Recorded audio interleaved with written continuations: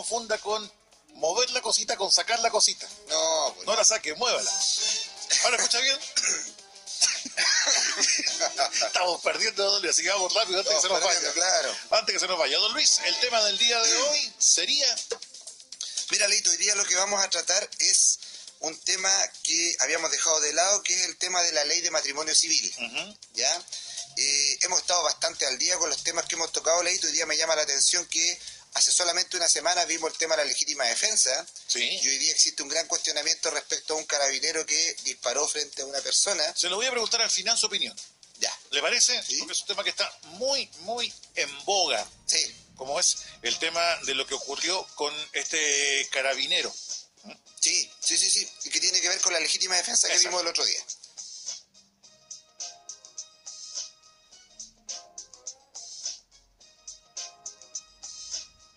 A ver, vamos con la pregunta básica, don Luis, con respecto al tema del día de hoy. ¿Qué es el matrimonio? Mira, Leito, el matrimonio está definido por el Código Civil como un contrato solemne por el cual un hombre y una mujer se unen actual e indisolublemente y por toda la vida con el fin de vivir juntos, de procrear y de auxiliarse mutuamente. ¿Cuál es la edad mínima para contraer matrimonio, don Luis? A diferencia de lo que piensan todos, la edad mínima para contraer matrimonio, Leito, es de 16 años. ¿16? 16 años. Chuata. Sí, bueno. Pero con el Usted ya está en edad de consentimiento. casarse.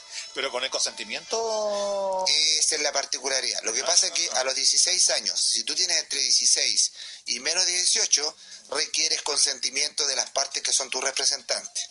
¿Ya? Entonces, tú tienes que tener en este caso el consentimiento de ellos y se otorga al momento en el cual van a ir los interesados ante el oficial del registro civil a manifestar su intención de poder casarse.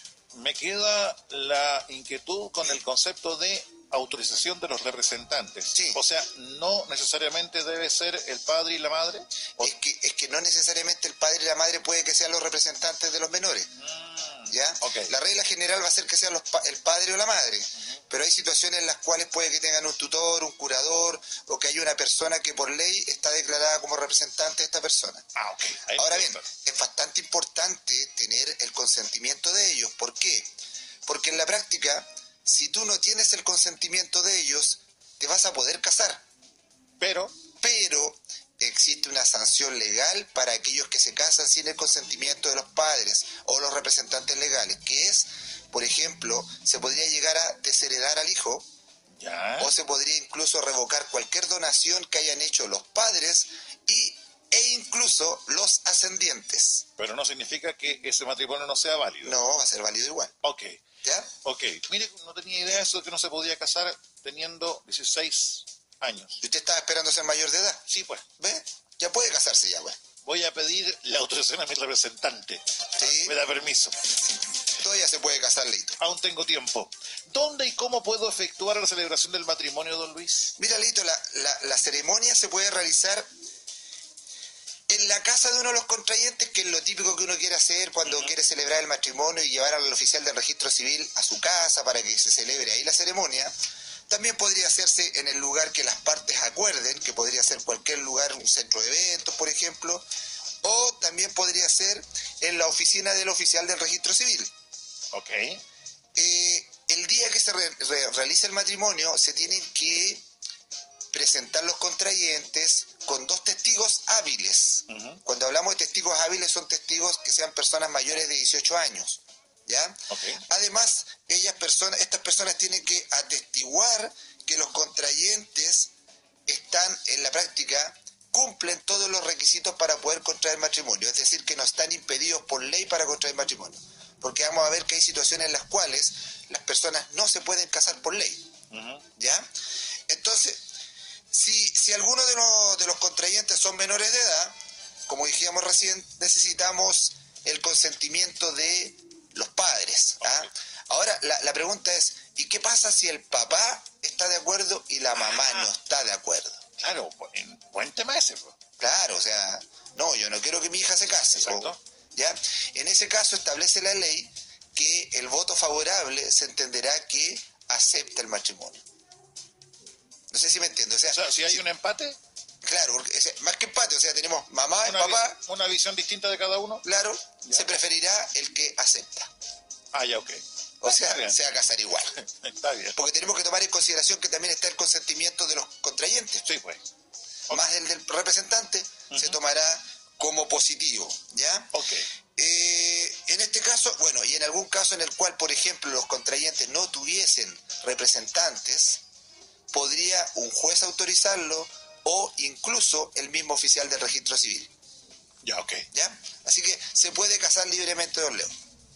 Que no sea esta la excusa para poder decir que no se ha casado. Dígalo más bajito, señor abogado, por favor. Ya, bueno, y eso que la voz la tengo más o menos baja, no, pero estimada señora de don Leo, es la oportunidad de que se case. Futura ex señora. Futura. ¿Puedo casarme en una comuna distinta a la que yo resido? O sea, si vivo en La Serena, ¿me puedo casar en Coquimbo? Si vivo en Coquimbo, ¿me puedo casar en Ovalle? Sí, si quiere se puede casar en Puerto Montt. También. ¿Sabe lo que pasa, Leito? Que hace un tiempo atrás, antes de que saliera la ley de matrimonio civil, la nueva, la que contempla la causal de divorcio, era usual, y los auditores lo van a recordar, de que existía lo que se llamaba la nulidad. ¿Se acuerdan? Sí. Decía, yo me anulé, decían ellos. Ese subterfugio. Podría ser un resquicio legal, ¿ya? Para que no suene tan feo. Sí. Ese resquicio legal, lo que pasaba es que la antigua ley establecía que usted se tenía que casar ante un oficial del registro civil, en el cual a lo menos uno de ellos hubiese tenido su residencia los últimos meses. ¿Ya? Entonces, ¿a qué se apelaba cuando uno anulaba ahí? Se indicaba cuando se hacían esta juicio de nulidad de que las partes no habían tenido su residencia en el lugar donde se casaron. Okay. Entonces solicitaban la incompetencia del oficial del registro civil. Okay. Y al declararlo incompetente, el matrimonio era nulo.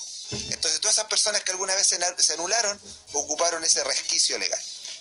Hoy día, como se modificó la ley y se incorporó el divorcio, ese resquicio legal ya no existe. ¿Por qué? Porque la ley hoy día establece que cualquier oficial del registro civil dentro de la República es competente para poder casar a una persona. Da lo mismo el domicilio. Ok. ¿Ya? Así que clarito. Ya no es una forma de poder anular. Claro, porque algunos dirán, me gustaría casarme, no sé, en el valle. Claro. Me gustaría casarme en la montaña. Sí. Me gustaría casarme frente al mar, no sé. Sí, o como usted, pues, hay que casarse en la nieve. Con bermuda, con dorito. Y con dorito. Don Luis, en este caso, ¿puedo hacer válido un matrimonio religioso? Mira, esta es una novedad que incorporó la nueva ley de matrimonio civil, Leito. ¿Por qué? Porque hasta antes de la ley no se consideraba o no tenía ningún valor el matrimonio religioso frente al derecho civil. Pero ¿qué pasó? Cuando se incorporó esto, lo que surgió es que se le dio la posibilidad a cualquier institución religiosa que tenga personalidad jurídica, ¿ya? No a esas sectas que no tienen ni siquiera un reconocimiento legal, sino que una que tenga personalidad jurídica. Estoy hablando de una iglesia evangélica, mormona, católica, la que sea. En ese momento se le reconoce la posibilidad de poder celebrar el matrimonio, ¿ya? Y que esa celebración del matrimonio tenga valor legal. Okay. ¿De qué manera? Una vez que tú celebras el matrimonio ante una iglesia, ante un oficial de culto, que así se llama, así lo dice la ley, que tiene que estar también reconocido dentro de los estatutos de la organización, tú llevas la documentación que te van a dar, tienes un plazo de 8 días para inscribirlo en el registro civil. Y ese matrimonio tiene los mismos efectos que si tú lo hubieras hecho frente al registro civil. Ya. Entonces, hoy día tú te podrías perfectamente casar primero por la iglesia y después vas e inscribes el matrimonio en el registro civil. Y supongamos en ese tema puntual, mi mente perversa, maquiavélica, que se pone en lugares de otras personas. ¿Sí? Si el marido dijera, ya, yo me encargo de eso, y después dilata y no hace el trámite. ¿La inscripción? El matrimonio nunca se produjo. Haberlo dicho antes, ¿por qué no lo conocí antes, señor abogado? Claro, el matrimonio nunca se produjo, no provoca ningún efecto legal. ¿Ya? Es ahí donde se puede provocar un problema. ¿Por qué? Porque yo voy más allá. ¿Qué pasa, Leito, si te casas por la iglesia, sales bastante emocionado, obviamente la gente de la radio te va a regalar un pasaje a Acapulco con todos los gastos pagados como luna de miel. Con suerte a Coquimbito, pero le sigo la idea. Bueno, ya, pero te soñemos un rato. Te vas a Acapulco, te vas de luna de miel y resulta que tienes que inscribir el matrimonio y no puedes. No provocó ningún efecto si no lo hiciste en 8 días. Pero peor, ¿qué pasa si uno de los cónyuges muere? Ya. ¿Qué pasa? O sea, imagínate, estás en la noche de luna de miel. No me da más el corazón. No te da más el corazón, claro. O sea, la chica se sacó la bufanda y ya te dio un ataque al corazón. Y ahí quedó Leo mal. ¿Ya? O como pasa, uno se toma un medicamento, dicen, aquí con eso. Se toma un medicamento y le da un ataque al corazón. Según me han contado, sí, está bien. Algunos locutores de otras radios me han dicho que son saladas. Ya, y muere. Que se parecen al trío Val de Noche.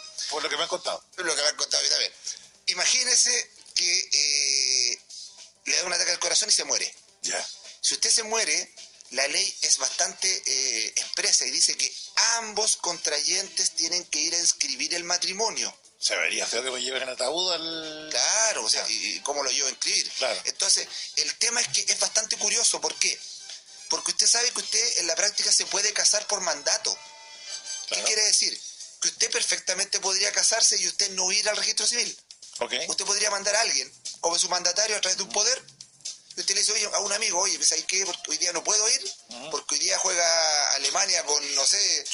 ¿Qué justificación? Con Uruguay. ¿Ya? Entonces, tú podrías ir y casarte, yo te doy un poder, anda al registro civil, tengo hora, cásate por mí, por favor. Y la señora dice, yo también en realidad, y los dos se pueden casar por mandato. ¿En serio? Se puede, el matrimonio puede ser por mandato. De todas maneras, o sea, le quita todo lo emocional. No, claro. Pero legalmente sí se puede. ¿Ah? O sea, fuera de bromas, uno se puede casar por el civil por mandato sin ir al registro civil. Lógico, ¿sí? El mandato es una representación. Doy un poder para que alguien vaya por usted. Sí, de todas maneras. De todas maneras, imagínese que está enfermo ese día.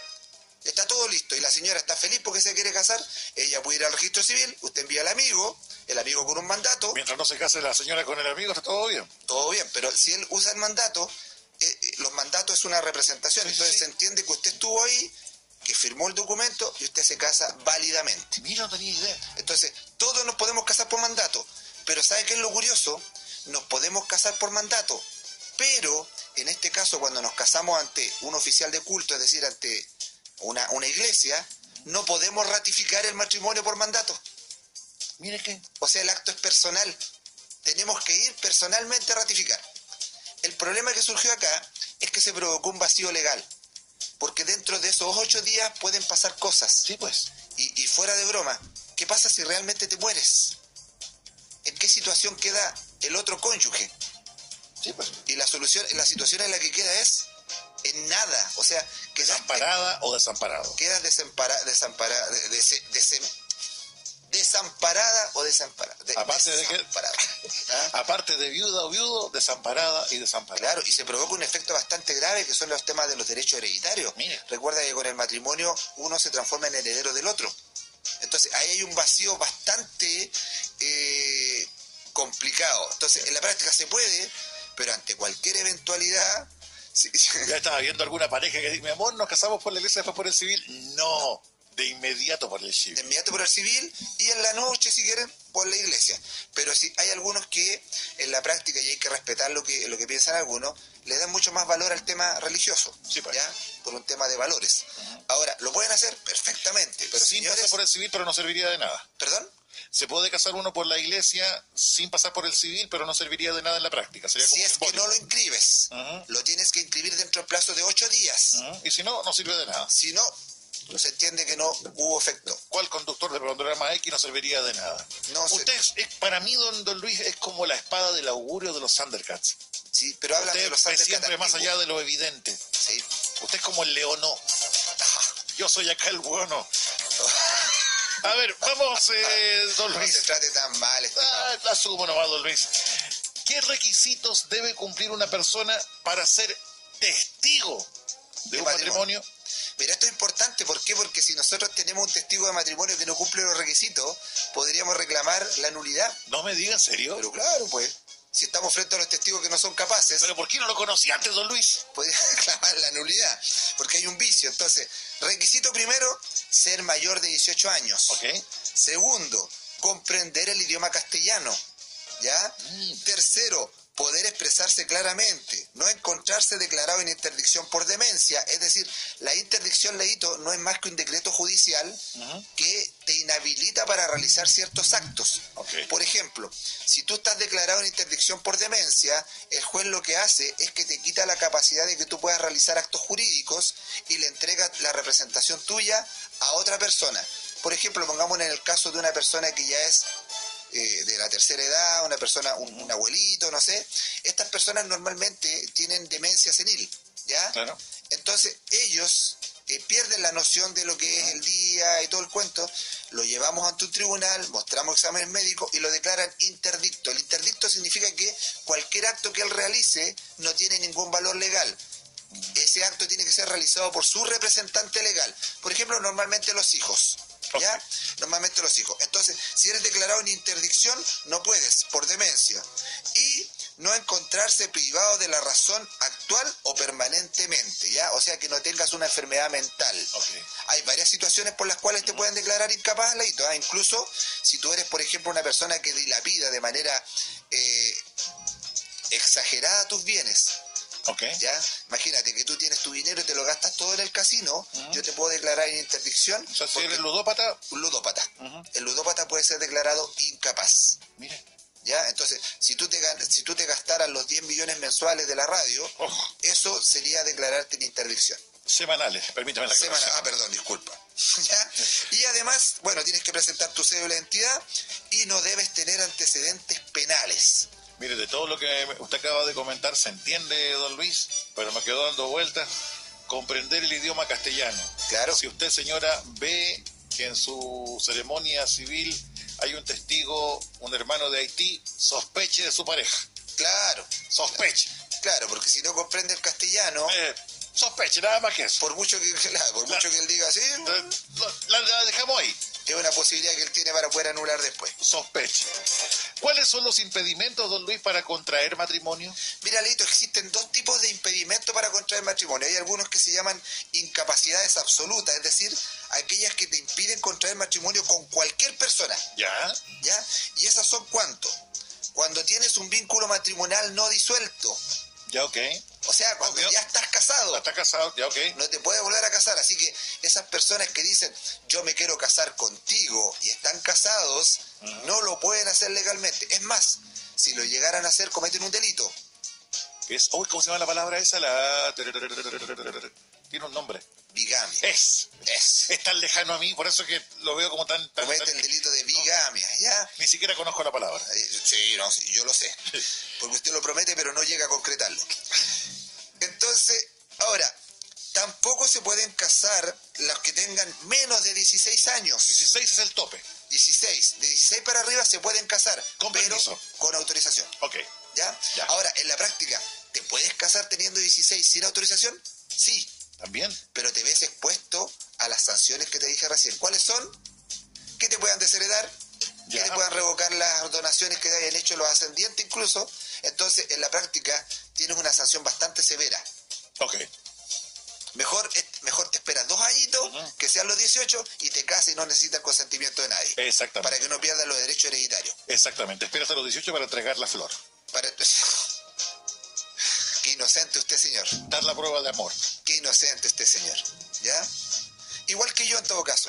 Igual que yo también. Uno no entrega la flor hasta que es adulto. Exactamente. Yo soy de la vieja escuela, 27 años. Aunque se me caigan los pétalos, pero yo espero entregar la flor. Sí. Marchita, pero se entrega la flor. Ya. Bueno, tampoco pueden casarse los que están privados del uso de la razón. ¿Ya? Esto tiene que ser privado del uso de la razón diagnosticada. Ok. Y lo importante acá que la ley lo complementa, dice que impida formar la comunidad de vida que implica el matrimonio. Es decir, si tiene alguna enfermedad diagnosticada que lo priva de razón, que no lo hace darse cuenta de las obligaciones que contrae cuando cuando firma el matrimonio, esa persona no puede casarse. ¿Ya? Por muchas ganas que tenga. Hay personas que piensan que es maravilloso casarse, pero no, mentalmente, no tienen la conciencia de las obligaciones que eso contrae. ¿Ya? También aquellas personas que tengan un trastorno o anomalía psíquica diagnosticada que impida formar la comunidad de vida que implica el matrimonio. Aquel que carece de suficiente juicio o discernimiento para comprender y comprometerse con los deberes y derechos esenciales del matrimonio.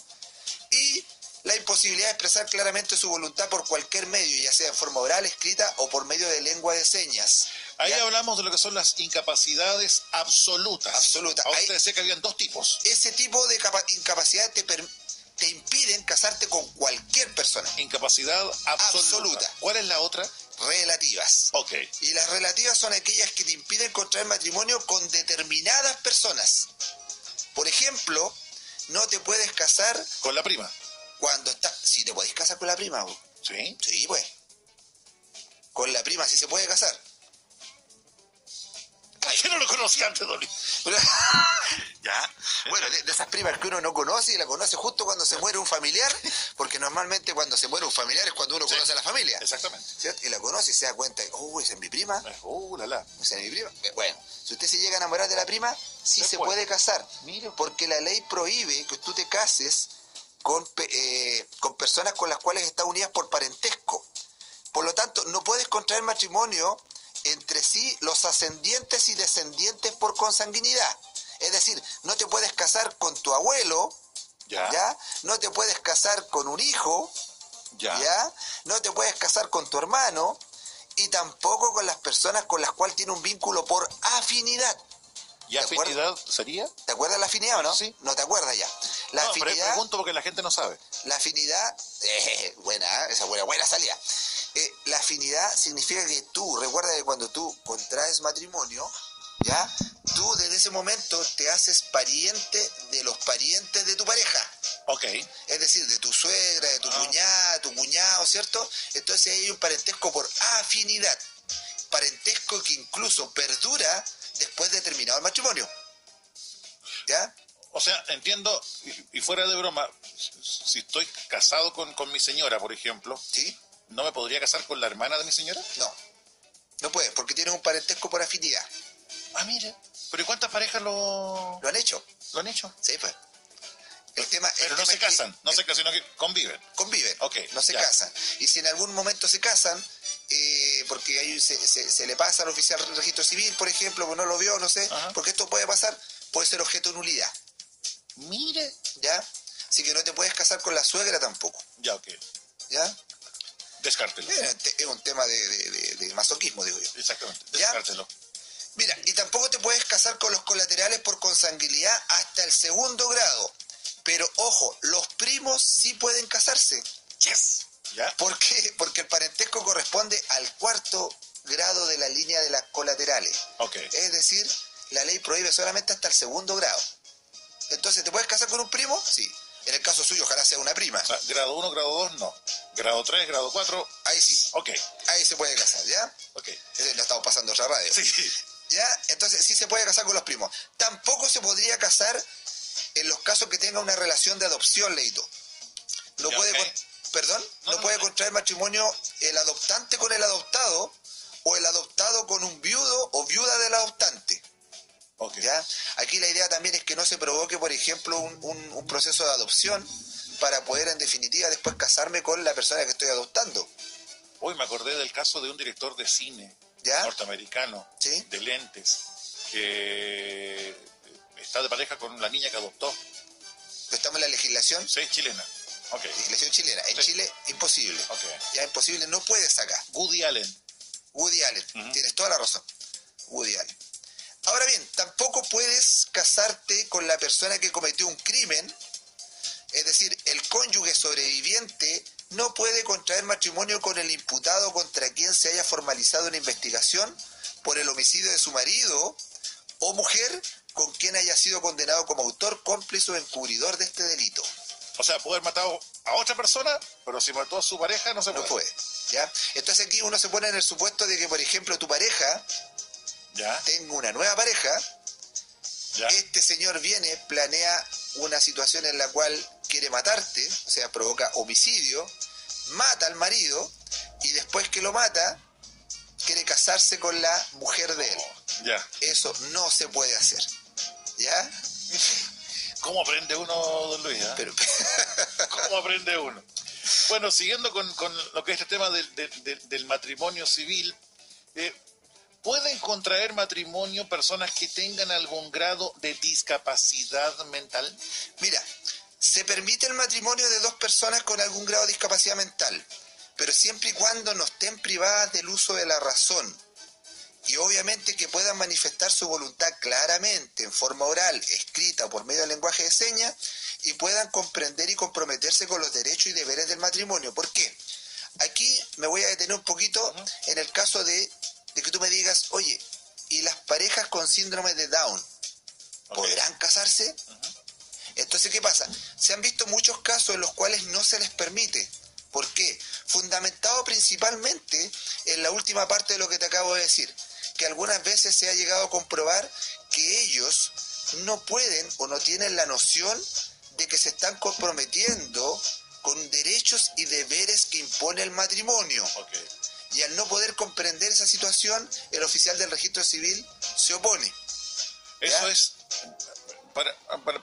ya que te lo digo de ejemplo, con lo que es el caso de parejas con síndrome de Down, ¿eso es tajante? No. ¿O depende del criterio del juez o la jueza? Dependerá del grado de, en este caso, de problema mental que pueda tener una persona. Ya dependerá del diagnóstico médico, porque en este caso pueden haber distintos tipos de conciencia respecto a una enfermedad mental. Si dentro de su enfermedad él sí tiene conciencia de lo que hace, tiene conciencia de la obligación que tiene al momento de contraer el matrimonio, obviamente podrá ser revisado y corresponderá. ¿Ya? Siguiendo con este tema, Luis, ¿qué es un régimen patrimonial del matrimonio? Mira, Leito, aquí vamos a entrar a una parte que son los regímenes patrimoniales o los regímenes del matrimonio, que son los que comúnmente nosotros conocemos, que son la sociedad conyugal, la separación de bienes, y hay uno que no es muy conocido que se llama participación en los gananciales. ¿Esa es de siempre o es como...? Siempre ha estado. Ya. Porque siempre no he escuchado las primeras dos. Sí. Siempre uno escucha las primeras dos, pero la tercera nunca la escucha. ¿Ya? Entonces por eso tiene que sintonizar el 104.9 y ahí va a aprender que existe un tercer régimen matrimonial. El primero, la sociedad conyugal, es un sistema en que el patrimonio de los dos cónyuges forma un solo patrimonio común, que es común para ambos y que es administrado por el marido. ¿Ya? Esto incluye tanto el patrimonio que cada uno tenía antes de casarse como el que adquieren durante la unión. ¿Ya? Es la regla general. La mayor parte de la gente se casa en sociedad conyugal. Ahora, es más, Leito, si tú no dices nada al momento de casarte, por defecto se entiende que tú eliges sociedad conyugal. ¿Ya? Y en esa sociedad conyugal la mujer entrega sus bienes para que el marido los administre. ¿Ya? Existe el otro régimen que es la separación total de bienes, en donde los patrimonios de cada cónyuge y su administración se mantienen separados antes y durante el vínculo matrimonial. Es decir, lo que es mío y lo que es tuyo es tuyo. ¿Ya? No como en la sociedad que a veces la mujer dice, lo que es mío y lo que es tuyo es mío. Es una broma, no se vayan a molestar las mujeres. Multa. multa. Oh, tienes razón, multa.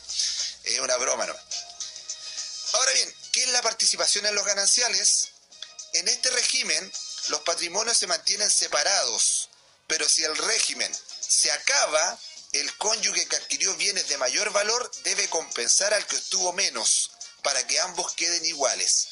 En la práctica, este régimen de participación en los gananciales no es más que un régimen que se utiliza normalmente cuando existen dos cónyuges que tienen una buena situación económica y los dos en la práctica juntan los bienes, se transforman prácticamente en una sociedad y al momento de liquidarlo tienen que ver si hubo ganancias o pérdidas y de lo que hubo se divide en partes iguales. Mira. Ese es un tercer sistema. Pues se ocupa muy poco eso, ¿no? Proporción. Muy poco se ocupa porque normalmente este sistema es mejor utilizado entre dos cónyuges que tienen una buena situación económica. Ok. ¿Ya? ¿Por qué? Porque si no, siempre uno de ellos saldría perdiendo si es que nos casamos en este sistema. O sea, yo tengo un muy buen trabajo, soy locutor de radio, gano mucho dinero, tengo las mineras, tengo un montón de lugares, voy a la intendencia a hacer todo eso, y se casa con una persona que no tiene ese trabajo. Después, cuando tengo que hacer la liquidación, obviamente va a salir un saldo a favor, pero de la cónyuge que no trabajó. Entonces, ella recibe utilidades. ¿La galleta que está ahí es tritón o gritón? Me quedó la duda. Vamos con lo siguiente, don Luis. ¿Cuándo debo elegir el régimen patrimonial que quiero para mi matrimonio? Mira, en el caso de la sociedad conyugal puede pactarse antes de la celebración del matrimonio o en el mismo acto de su celebración, a través de lo que se conoce como las capitulaciones matrimoniales. Si nada se dice, opera de pleno derecho, es decir, si te callaste al momento de firmar, se entiende que es sociedad conyugal. ¿Ya? Ahora bien, disculpe, esa pregunta que hace el juez cuando se está en la ceremonia por el civil y se decide tomar separación de bienes, te preguntan cuál sistema va a tomar y como que todos los testigos, como no tienen idea, te vienen automáticamente. ¡Tan! Y uno, separación de bienes, y comienzan los cuchucheos. Claro. Por lo que me han contado. Sí. Ahora bien, si yo tuviera que sugerir un sistema, yo sugeriría separación de bienes. De todas maneras, yo creo que, porque tomando en consideración que la sociedad conyugal pone en riesgo los bienes de ambos, y es el hombre el administrador, y si nos encontramos con un hombre que es un mal administrador, va a poner en riesgo los bienes de la mujer. Exacto. Entonces, preferiría que sea separación de bienes. Además, el régimen matrimonial no perjudica en nada el tema hereditario. Es decir, sea cual sea el régimen matrimonial, si después una de las partes fallece, la mujer o el hombre va a tener los mismos derechos hereditarios. ¿Ya? Así que no tiene relación con eso. Okay. Yo lo vería como una forma de protegerse ante los acreedores. Okay. Ahora, en el caso de la separación total de bienes, puede pactarse antes de la celebración del matrimonio o en el mismo acto de la celebración a través de las capitulaciones matrimoniales o durante el matrimonio mismo. Y lo mismo sucede con el caso de la participación en los gananciales, que puede pactarse antes o en el momento mismo de la celebración del matrimonio. Ahora, don Luis, si uno se casa bajo un régimen, supongamos, me caso bajo el régimen de sociedad conyugal, ya casado, ¿se puede cambiar de régimen? Sí, Leito, sí se puede. Durante el matrimonio, el régimen de sociedad conyugal puede ser sustituido por el de participación en los gananciales o por el de separación total de bienes. También puede sustituirse la separación total por participación en los gananciales y viceversa. Excepcionalmente, la mujer puede demandar pasar a separación judicial de bienes si el marido ha incurrido en conductas como abandono del hogar, insolvencia o no auxiliar al cónyuge. ¿Cuál es el problema que se puede producir, Sileito? Que una vez que tú te cambiaste de separación de sociedad conyugal a separación de bienes y después quieres volver atrás, no se puede. Ok, ¿Ya? O sea, ¿te puedes cambiar de sociedad conyugal a separación de bienes? Sí. Pero de separación de bienes a sociedad conyugal no se puede. Ok, averigüe antes de determinar qué pasos va a seguir con lo que es su relación a nivel de matrimonio civil. A prepararse y que no lo vean esto como un tema que a veces lo puede ver hombre o mujer como un tema de es que tú querís separación de bienes porque en cualquier cosa me dejas sin nada. Exactamente. No lo vean así. Véanlo como un tema más respecto a acreedores, respecto a negocios, respecto a futuro, proyección. ¿Ya? Es bastante riesgoso sociedad conyugal porque el hombre a veces puede dejar a la mujer en la calle por una mala administración. Ahora, no obstante, existe un proyecto de ley hoy día que pretende modificar el tema de la administración de la sociedad conyugal. ¿Ya? ¿Por qué? Por un tema de que se entiende que es discriminatorio en el día de hoy que el hombre tenga que administrar una sociedad conyugal cuando en la práctica está declarando prácticamente incapaz a una mujer. Bueno, y eso es obsoleto, totalmente obsoleto. A la velocidad del Congreso de aquí a unos 15 años más. Ahora, ojo Leito que, no obstante, en la sociedad conyugal, el hombre administra la sociedad, todos los bienes que las partes adquieran pasa a formar parte de la sociedad conyugal, pero la mujer tiene un derecho que se llama el patrimonio reservado de la mujer casada.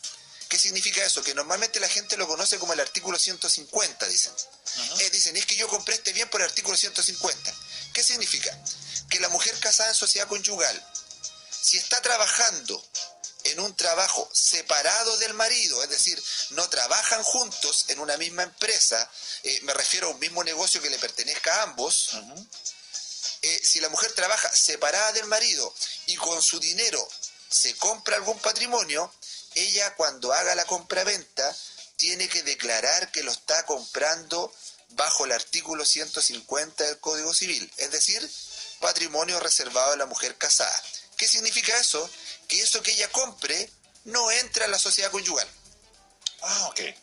No entra en la sociedad conyugal. Por lo tanto, cuando en algún momento, si llegan a divorciarse y quieren disolver la sociedad, ese bien que ella adquirió es de ella y no lo tiene que compartir con nadie. Se da cuenta, y no lo digo de broma ni nada, hasta para casarse es bueno asesorarse con un abogado. Sí, de todas maneras. ¿Se da cuenta?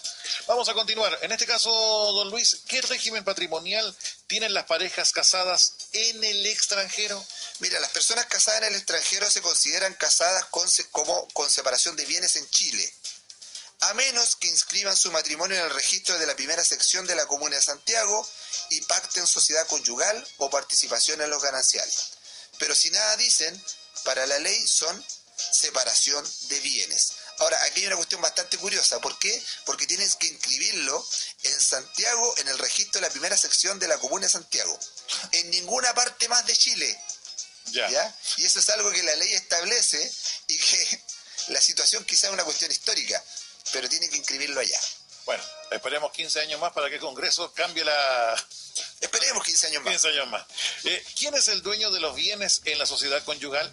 Mira, la sociedad conyugal es dueña de los bienes que ingresan ahí, es decir, ambos. No obstante, es posible que la mujer tenga un patrimonio propio fuera de la sociedad, administrado por ella y que debe ser obtenido como fruto de su trabajo o profesión. Si es separado del empleo de su marido, es lo que se llama, como te decía recién, patrimonio reservado de la mujer casada. El resto de los bienes son administrados exclusivamente por el marido, quien sin embargo necesitará la autorización de la mujer para realizar determinados actos, como por ejemplo, constituir una hipoteca sobre ciertos bienes raíces. ¿Ya? Si el hombre quiere en un bien raíz, por ejemplo, incluso venderlo, necesita la autorización de la mujer. Pero en estos actos jurídicos que son, podríamos decir, de alta relevancia, porque en otros actos jurídicos no necesita la autorización de la mujer. Bueno, hemos hablado que es el marido el administrador de los bienes de la sociedad conyugal. Sí. Ahora, ¿cómo se disuelve una sociedad conyugal? Mira, la sociedad conyugal se puede disolver por sentencia de divorcio, por la nulidad. Imaginemos que era un testigo era incapaz, tenía menos de 18 años, o por separación de bienes, por muerte de uno de los cónyuges, ¿ya? O por cambio a otro sistema patrimonial. ¿Ya? Ahí cambia el tema de la sociedad conyugal, se disuelve. Y ahora, ¿qué pasa con los bienes cuando una sociedad conyugal termina? Se produce una comunidad entre los cónyuges, o entre el cónyuge sobreviviente y los herederos del otro, quienes pueden pedir la liquidación de la sociedad conyugal. En la liquidación se tienen que descontar determinados bienes, dividirse por mitad de los bienes que quedan a título de gananciales. Es decir, en la práctica se divide todo el patrimonio a las personas y se divide entre los herederos si es que existiere, o si se disuelve entre los cónyuges, normalmente es 50 y 50. En este caso es lo que es los bienes en una sociedad conyugal. Pero ¿qué pasa con los bienes cuando un matrimonio con separación de bienes se termina? En ese caso, cada uno se queda con su propio patrimonio. Es decir, con lo que cada uno adquirió a su nombre antes y durante la vigencia del matrimonio. Es decir, si compraron cosas dentro del matrimonio y la separación de bienes, cada uno se irá con sus propios bienes y no tiene derecho respecto a los bienes del otro. Separación de bienes. Claro, pero en el caso del fallecimiento, por ejemplo, del marido, ¿sí? Rige todo normal el tema de los derechos. Ahí opera la herencia, ahí opera la sucesión. Y cuando una persona, imaginemos, la mujer está casada en separación de bienes y resulta que muere el marido, ella es heredera de su marido. Por lo tanto, ella va a adquirir los bienes que su marido tenía, y si tienen hijos, sus hijos también van a adquirir parte de los bienes, ¿ya? Imaginemos una pareja sin hijos. Si hay una pareja sin hijos y muere el hombre, la mujer se transforma en heredera absoluta del marido. Por lo tanto, ella va a adquirir todos los bienes de su cónyuge. Todos. 100%. Pero en el... Dígame. Sí, supongamos que... bueno, pero ahí entraría también el tema del testamento. No es necesario el testamento. No, porque recuerda que en Chile el testamento es una institución que es un documento formal, solemne, lo tienes que dejar por escrito, y tú en el testamento solamente puedes disponer de un 25% de tus bienes, de tu patrimonio. Nada más que eso. Hoy día por regla general en Chile no se deja testamento. Entonces, ¿qué pasa? Cuando no se deja testamento, eso es una sucesión intestada, en donde la ley establece quiénes son los herederos, los cuales tú no te puedes saltar de ninguna forma, a menos que hubiera una situación muy grave, como por ejemplo que uno de tus herederos haya atentado en contra de tu vida, ¿ya? En ese caso se podría desheredar a esa persona, pero si no hay ninguna situación grave, la ley establece lo que se llama el orden sucesorio. O sea, entendiendo, ¿sí? En Chile particularmente el testamento no es tan relevante. O sea, es relevante cuando tú quieres dejar determinados ciertos bienes para ciertas personas y cuando tú, por ejemplo, quieres privilegiar a alguien que no es tu heredero. ¿Ya? Mira, te lo explico un poquito. Imaginemos que tú estás separado de tu mujer de hecho. Ajá. Te separaste de hecho, o sea, siguen casados. Tú tienes hijos, pero resulta que tú ya te separaste hace 20 años de ella, no hiciste ningún trámite de divorcio, por lo tanto legalmente sigues siendo casado, y resulta que conociste una nueva pareja. Esta nueva pareja llega el momento en el cual tú te enfermas, tienes una enfermedad grave, te queda poco tiempo de vida ya, por la vida que tú llevas, y obviamente te va a estar cuidando. Y resulta que esa mujer te va a estar cuidando a lo mejor en una de las casas que tú tienes. Entonces el tema es, cuando tú fallezcas, los herederos legales son tu cónyuge y tus hijos, ¿ya? O sea, en la práctica, cuando tú mueras, la mujer la van a echar de la casa, sí, se va a quedar en la calle. De hecho, se me viene a la mente el caso de... A ver, no voy a dar nombre, pero sí, la mamá de un buen amigo, en el sentido de que ella estuvo de pareja durante muchos años con un caballero, pero el caballero nunca se divorció. Sí. Compraron una casa, todo el tema, a nombre de él, pero entró a la sociedad. El tema es que falleció el caballero y la casa pasó a manos de su ex señora. O sea, de su señora. Perdón, de su señora, y su pareja tuvo que abandonar la casa. Entonces, ¿qué hago ahí para que eso no pase? Ajá. Ahí yo realizo un testamento. Entonces, ¿qué pasa? Hago un testamento y en el testamento hoy día en Chile, tú a los herederos no los puedes dejar fuera. No puedes dejar fuera a la cónyuge, no puedes dejar fuera a los hijos, pero sí puedes disponer de un 25% de tus patrimonios. Entonces tú podrías dejar lo que se denomina un legado. Y dentro de ese legado, tú dejas a esa persona como legataria dentro del testamento. ¿Para qué? Para que cuando tú mueras y se realice la apertura del testamento, esa mujer quede como dueña del bien que tú le dejaste. Ya, ok.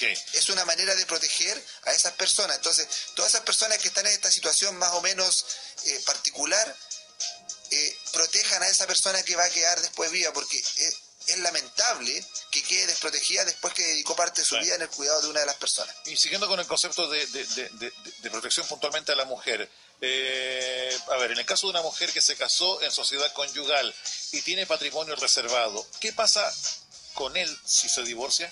Mira, al tener una mujer un patrimonio reservado, artículo 150 del Código Civil, al momento del término de la sociedad conyugal tiene dos opciones: incluir su patrimonio reservado al de la sociedad para luego hacer la repartición de bienes, o mantenerlo excluido, en cuyo caso debe renunciar a los gananciales, es decir, a lo que haya crecido el patrimonio común mientras duró el régimen. Es decir, tiene la posibilidad de venir y decir, ¿sabes qué? Este patrimonio que yo me lo gané por mí misma, lo voy a incluir dentro del patrimonio de toda la sociedad conyugal y dividámoslo en mitades. Cuestión bastante poco probable. ¿Por qué? Porque la idea del patrimonio reservado es que la mujer tenga sus bienes separados del marido, para que el marido no la pueda perjudicar en su administración. ¿Ya? Entonces ella mejor se queda con sus bienes de patrimonio reservado y participan en la sociedad conyugal, en la liquidación de ella, y si hay pérdidas o ganancias, la asumirán. Ok. ¿Qué dice el público, don Luis? ¿Qué dice el público? ¿Tenemos preguntas? ¿Ah, sí? Tenemos preguntas, don Luis. A ver, primera pregunta. ¿Me puedo casar en otro país siendo casado aquí en Chile? No, no se puede. No se puede. Ahora, le doy una respuesta, ya discúlpame si me alargo un poquito más, Leito. Dele. Lo que pasa es que el derecho chileno, Leito, si bien es cierto, provoca efectos dentro de lo que se llama efectos de la ley chilena en cuanto a las personas, ¿ya? Y el efecto de la ley chilena en cuanto a las personas también se aplica respecto al territorio. Es decir, hoy día la ley chilena se aplica a todos los habitantes de la República, incluso los extranjeros. Pero en el caso de los chilenos existe una situación en el derecho internacional privado en el cual la ley chilena también sigue, entre comillas, en una ficción, sigue al chileno al extranjero. ¿Qué quiere decir? Que si el chileno está casado acá y se va al extranjero, no se puede casar en el extranjero, ¿ya? Ahora bien, según las leyes extranjeras puede que se pueda casar allá, pero cuando alguna vez venga a Chile, ella no va a poder reconocer ese matrimonio e incluso podría caer en alguna sanción. Ok. Siguiente pregunta. A ver, ¿después de cuánto tiempo un inmigrante se puede casar con un chileno? Mira, aquí hay una cuestión bastante... Te lo voy a indicar, mira. La práctica es, ¿pueden contraer matrimonio en Chile los extranjeros? ¿Será esa la pregunta? ¿O si pueden contraer matrimonio con algún chileno? Chuata. Ahí quedamos, ¿cierto? Ya. Pero veamos si un chileno se puede casar con un extranjero. En este caso, los interesados que quieran hacer este tema de casarse con un extranjero, deben primero acercarse personalmente al registro civil, que estimen conveniente, manifestar su intención de contraer matrimonio, y el extranjero con residencia para permanecer en el país de cualquier naturaleza, puede ser definitiva, temporal, contrato de trabajo, etcétera, debe presentar su cédula de identidad para extranjeros que esté vigente, y el extranjero que tenga visa de turismo o de tripulante debe presentar su pasaporte vigente y tarjeta de turismo o de tripulante. En caso que uno de los futuros cónyuges haya inscrito en Chile un matrimonio anterior celebrado en el extranjero, se debe subinscribir en Chile esta sentencia de divorcio solicitando que la Corte Suprema se pronuncie, ¿ya? Entonces, ¿se puede casar? Sí se puede casar un extranjero en Chile cuando cumple estos requisitos. Ok, acá tengo una pregunta que no sé si escribió bien o no. Me casé el 2005, sociedad conyugal. Cuando nos casamos, mi papá había muerto y la casa que dejó mi papá entra este gallo. No sé, parece que faltó alguna oración en la pregunta. Ahora estoy separada hace 9 años, de hecho, y me quiero comprar un auto. ¿Cómo lo hago para que yo administre mis bienes? ¿Cómo lo hace para administrar ese autito, por ejemplo? Bueno, si ella está separada y no está divorciada, que cuando compre ese auto y haga la escritura de compraventa, le diga al notario que ella va a comprar en virtud del artículo 150 del Código Civil. Patrimonio reservado a la mujer casada. ¿Para qué? Para que en algún momento, si ella piensa divorciarse, ese auto no entre en la liquidación. Ya, ok. A ver, otra pregunta. La ley dice un 25%, pero ¿qué pasa si alguien casado pero separado hace años fallece y la casa es el único patrimonio que tiene? ¿Qué pasa con ese tema? ¿Qué pasa si alguien no tiene hijos biológicos pero no adopta legalmente a los hijos de su pareja y quiere que ellos sean sus únicos herederos? ¿Cómo se hace ahí? No sé si mira, la pregunta. Sí, es larga la pregunta, pero mira, lo que pasa es que la ley establece un orden sucesorio. El orden sucesorio dice que en caso de que fallezca alguien, la primera persona que va a heredar es el cónyuge sobreviviente más los hijos, ¿ya? Y en este caso, si es el cónyuge sobreviviente más los hijos, el cónyuge siempre hereda más, es decir, el doble de lo que le correspondería a cualquier hijo. Si no existe ninguno de ellos, luego vienen los ascendientes. Si no existe ninguno de ellos, luego vienen los hermanos. Y así viene un orden sucesorio hacia abajo. Entonces, en ninguna de esas partes del orden sucesorio se encuentran los hijos de tu conviviente. Entonces, ¿qué tienes que hacer? Primero, no puedes dejar fuera a tus herederos legales. Entonces, ¿qué tiene que hacer él para poder favorecer al hijo de su nueva pareja? Tiene que hacer un testamento y en el testamento incluirlo como un legatario. Ahora, si el único bien que existe es una casa, lo que se provoca, Leito, cuando una persona muere es una comunidad. ¿Qué quiere decir esto? Imaginemos que sean 3 hijos, ¿ya? Y hay una sola casa. En la práctica, ¿qué pasa con los hijos respecto a la casa? Todos ellos son dueños de la casa en partes iguales, ¿ya? Es decir, un 33,3% de la casa le pertenece. En la práctica le pertenece la puerta, le pertenece el techo, le pertenece la reja. No le pertenece ninguna de esas partes. Le pertenece una proporción del derecho a la propiedad, 33,3%. Es decir, que si en algún momento quiere vender, ¿ya?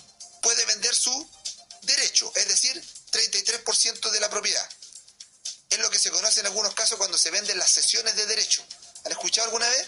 Por ejemplo, estos terrenos que existen en algunos lugares rurales donde dice se vende cesión de derecho, sí. No es más que una herencia que dejó una persona y que se le ocurrió a uno de los herederos dividirlo en partes y venderlos. Esas herencias, lo que se está vendiendo es la sucesión del derecho, es decir, mi parte en la propiedad, no la propiedad entera. Ahora la pregunta es, ¿este heredero que quedó, que forma parte de una comunidad, puede exigir que la cosa se venda para que le den su parte? Sí, tiene todo el derecho a exigir que se venda la propiedad. ¿Por qué? Porque al contrario de lo que piensa la gente, cuando una persona fallece y deja los bienes, hay algunos que dicen, es que si yo no te doy mi firma, tú no puedes vender nada. Y eso es un error enorme. Es al revés. Basta con que uno de los herederos quiera vender y los demás están obligados a vender. ¿Ya? Antes que pierda No, yo me preocupo por la voz suya, abogado, así que en vista no se preocupe por mi voz. Que estamos Estoy hablando ya como en Mundo Vara ya. ¡Es justo! A ver, vamos con la siguiente pregunta. Me divorcié y ella renunció a los gananciales y a una compensación, pero administra la patria potestad de nuestros hijos, es decir, mi casa. La pregunta es, ¿puede vivir ella en mi casa con su actual pareja sin mi consentimiento? Ella dice que administra la patria potestad de sus hijos, ¿cierto? Aquí lo que pasa es que está hablando de la patria potestad, está hablando de que de alguna manera se quedó con la manipulación de los bienes del menor, ¿ya? Si dentro de la patria potestad estaba entregado un inmueble, perfectamente el inmueble, el hijo puede vivir con su madre y su madre podrá vivir con la persona que quiera. Cooperó. O sea, si lo puede hacer de esa manera, ¿ah? Porque en este caso es un beneficio que tiene el niño, no lo tiene la madre, independiente que el niño en este rato está con su mamá. Cooperó nomás. Siguiente pregunta. Sorry, no que me ría de la situación. Si yo lo veo acá, usted es bastante es que me imagino yo en esa situación, yo que quería ser abogado. No, sí. ¿Lo contrata usted? Me contrata a mí, salimos peor. Mi pareja quiere casarse conmigo porque tiene cáncer de próstata y piensa lo peor y no quiere dejarme desprotegida. He estado escuchando atentamente y sé que debo hacerlo por bienes separados porque él estuvo casado y se divorció en el año 2011 y de ese matrimonio hay 2 hijos para que ellos no toquen mis bienes, ya que todo lo que tengo está a nombre mío, ya sea casa y auto. ¿Ya? ¿Que acepte el casarse o no? Sí, lo entiendo. ¿Ya? Esa era la pregunta. ¿Y la pregunta? No, porque que si se casa o no, ¿acepta o no casarse? Sí, pues tiene que casarse. Ahora... ¿Con bienes separados o tomando en cuenta la situación de ella? Yo lo recomendaría bienes separados, siempre. Siempre separación de bienes, ¿ya? Ahora, claro, la separación de bienes para que los bienes no entren en tema de liquidación, pero ojo, cuando exista la muerte, ella se transforma en heredera de él. ¿Ya? Y él se transforma en heredera de ella también, ¿ya? A ver, pero sí. ¿Pues se entiende? O sea, se entiende más o menos. Ella está de pareja con alguien que tiene cáncer de próstata. Sí. Y él le sugiere, como está con los peores pensamientos, que para protegerla, que se casen. Él estuvo casado y se divorció en 2011. Sí. Entonces, una de las ideas que es para protegerla por los bienes que han comprado es casarse. Pero su sugerencia sería con separación de bienes. Separación de bienes, pero no obstante, los hijos no van a dejar de ser herederos. ¿Los hijos del anterior matrimonio? No, hereda igual. Porque ellos son herederos por otro tema, no por el matrimonio. Última Pero tiene que casarse para que ella no quede desprotegida. Ojo, Ahora, yo no sé en qué situación en qué situación estará el caballero. Ahora, ¿tienen ellos 2 hijos en común? Ya, esos hijos también son herederos, sí. Todos entran a heredar ahí. Ahora, el tema está, y ella va a ser heredera del doble de lo que puedan heredar los hijos. Siempre. Una muy buena, o muy buen siempre. dato. Ahora, si en algún momento ellos dilatan mucho esto, no quiero pensar nada malo, ¿ya? Pero si en algún momento, porque esto es un tema bastante sensible, si dilatan esto y las cosas no mejoran, también existe el matrimonio en artículo de muerte. ¿Qué significa eso? Que si una persona está enferma y ya no existen posibilidades de recuperación y está internada, también existe la posibilidad de que se pueda casar en el mismo hospital. Ya se llama matrimonio en artículo de muerte. Y recuerdo lo que comentábamos al comienzo, que uno no necesariamente tiene que casarse físicamente, o sea, puede ser por poder. Sí, podría ser por poder, pero también existe el artículo de muerte, en donde el oficial puede ir ahí mismo al hospital y el artículo de muerte tomarle el consentimiento. Ok. Y última pregunta del día de hoy. Me casé con sociedad conyugal, estoy separada de hecho hace 9 años. ¿Es verdad que en caso de que fallezca mi marido hereda sus... Es que no sé si heredó sus deudas. Me casé con sociedad conyugal, estoy separada de hecho hace 9 años. ¿Es verdad que en caso de que fallezca mi marido... Ahí está. De que si su marido fallece, ella hereda sus deudas? Depende, Leito. Porque ahí entramos más que en un tema de sociedad conyugal, entramos en un tema sucesorio. A ver, cuando una persona fallece, Leito, y tú tienes herederos, ¿ya?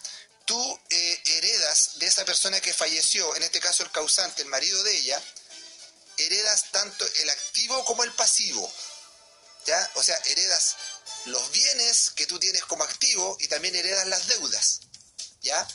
Entonces tú cuando te haces heredero y aceptas la herencia, tú aceptas ambas cosas, tanto los bienes activos, el dinero, lo que haya como utilidad, como las deudas. Pero ¿qué hago? A veces hay algunas personas que tienen más deudas que bienes.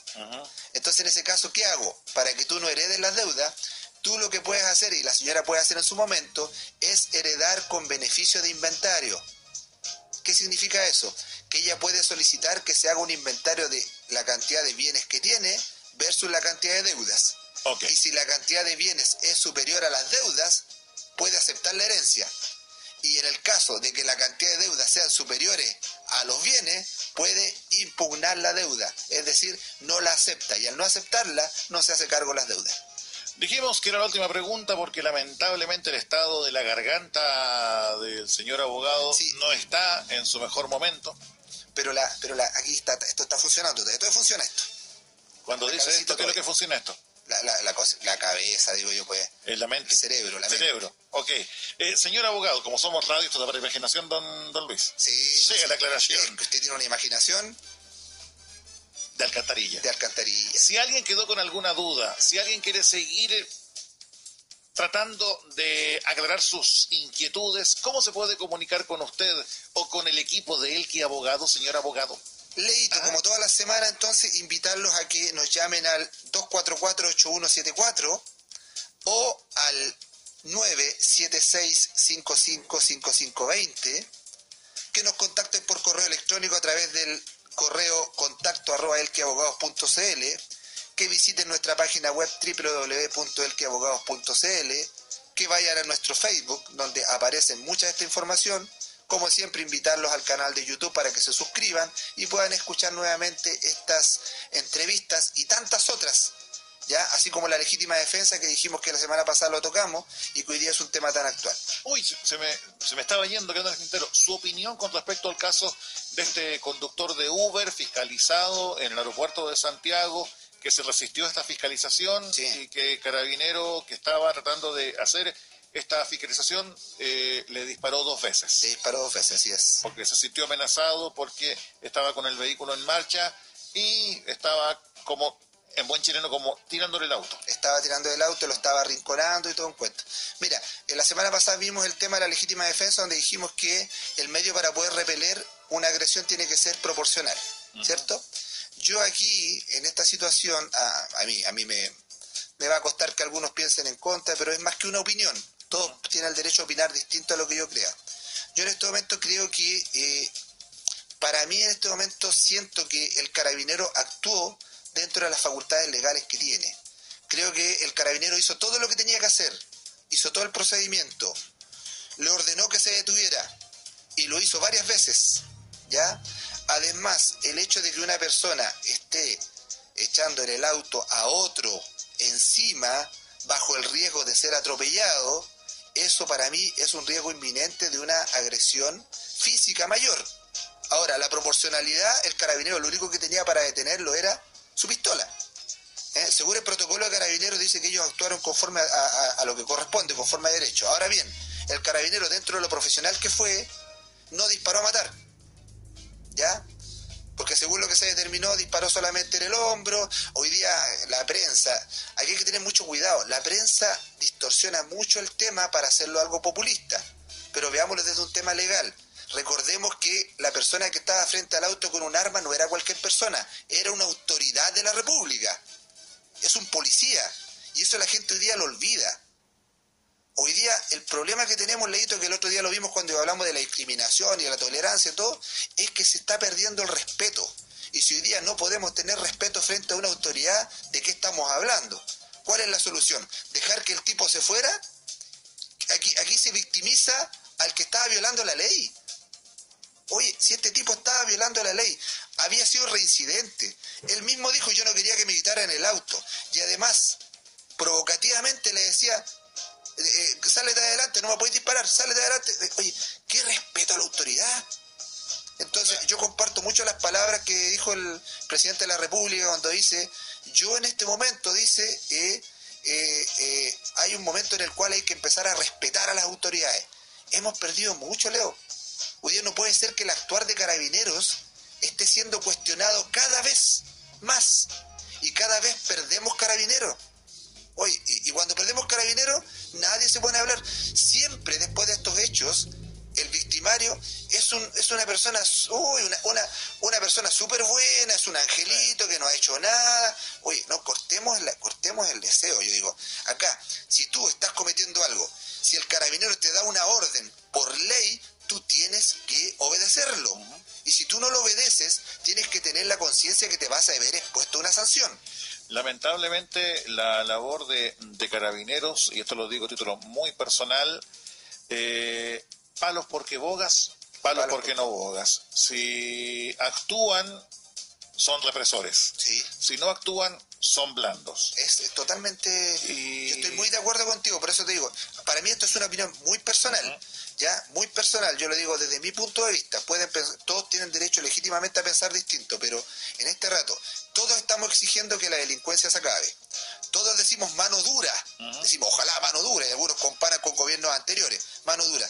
Pero oye, discúlpame, vemos a un carabinero actuar y lo cuestionamos. Pero sí, acá se cuestiona, por ejemplo, todo lo que hace Carabineros se cuestiona. Todo. Por ejemplo, si están con el tema de fiscalizar a los vendedores ambulantes, oye, ¿por qué no están en las poblaciones en vez de estar con alguien que está, entre comillas, trabajando? Claro. Duela o no duela, moleste o no moleste, están infringiendo una ley. Sí. El tema de los Uber o de los Cabify, guste o no guste, duela o no duela, lo que sea, están haciendo algo ilegal. Ilegal. Entonces, acá el tema es bien simple, Carabineros está cumpliendo con su labor, no es que algún carabinero se levante con las ganas de joderle la pita a alguien. No, claro. Cuando te detienen, cuando te fiscalizan, uno se encabrona y se enoja con Carabineros y a final de cuentas, el que nada hace, nada teme. Así si yo voy a una velocidad prudente y me fiscalizan, ok.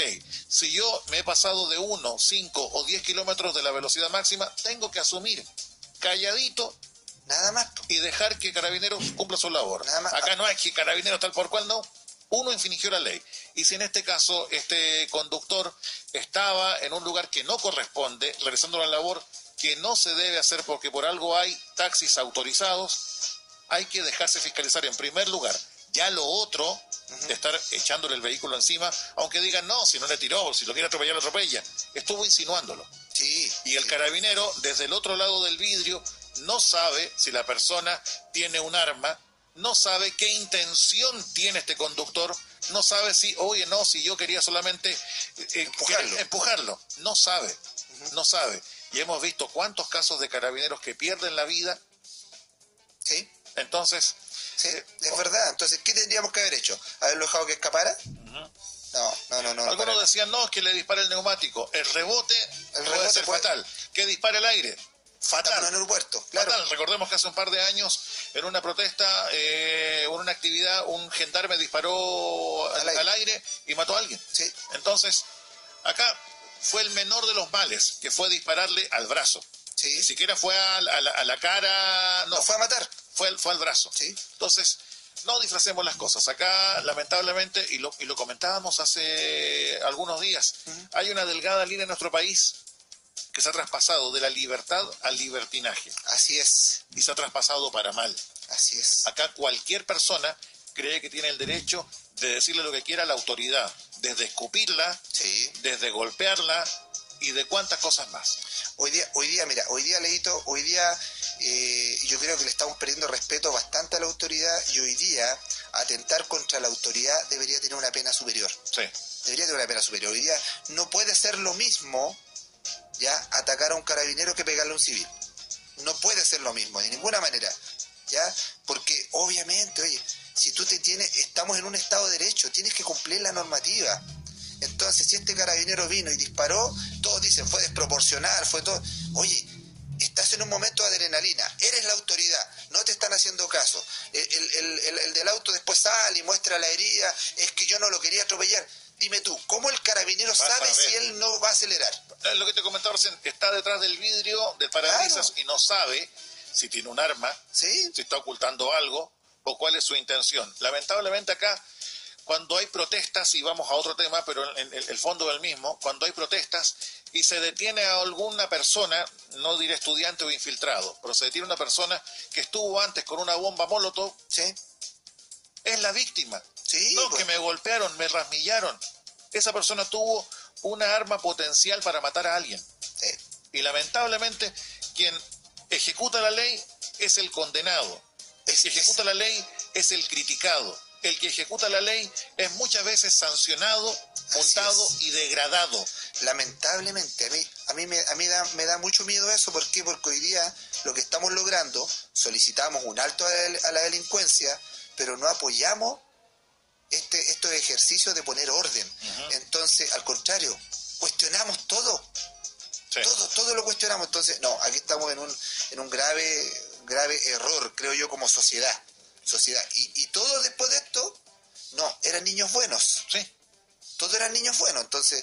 Estaban haciendo travesuras. Sí, no, es que son niños buenos, es que ellos nunca... Y las mamás, obviamente, a la mamá le vas a preguntar, si mi niñito es re bueno. Es que recuerdo ese concepto de los menores de edad involucrados en la muerte de 2 motoristas de carabineros, sí, que la mamá de uno de ellos, en su defensa, decía, no, si estaban haciendo travesuras. Sí, pero... En un país que clama, que exige, que necesita, que le urge justicia a nivel general, sí, justicia, sobre todo para las víctimas de la delincuencia. Qué pena que el actuar de Carabineros se vea reprimido por los mal llamados derechos de las víctimas.